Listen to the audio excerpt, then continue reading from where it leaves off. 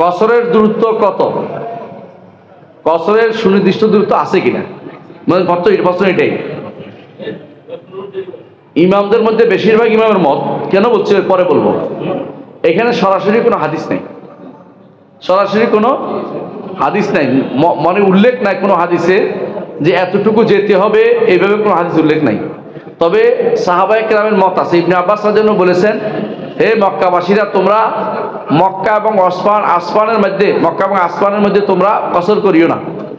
তো দেখা গেছে মক্কা এবং আসমান হচ্ছে 40 কিলোমিটার হইব, মানে খুব কম জায়গা। তো বোঝা গেল কম জায়গার মধ্যে কসর করতে নিষেধ করছে ইবনে আব্বাস।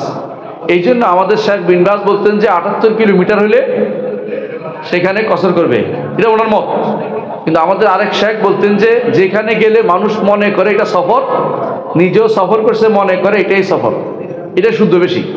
এটা পোষণ করতেন ইবনে তাইমিয়া রাহমাতুল্লাহ আলাইহি। এই মতটি বেশি শুদ্ধ, এই মতটি বেশি শুদ্ধ যে কসরের দূরত্ব হচ্ছে ব্যক্তি এবং প্রথা, দেশে যে বোঝায় যে এটা অনেক লম্বা সফর। কারণ ধরেন যদি জিলা ধরেন, সমস্যা কি, কারো এই জিলায় তার ঘর, ওই জিলায় তার বাপের বাড়ি, মাঝখানে জিলা হিসাব হচ্ছে না, তাহলে হবে যে ওইখানে যেতে হলে তার সাধারণত বেশ কিছু প্রস্তুতি দরকার হয়। আরেকটা হলো সকালে বিকেলে যাইয়ে চলে আসতেছেন, যাওয়া আসার মধ্যে, ওইটা আর কসর হচ্ছে না।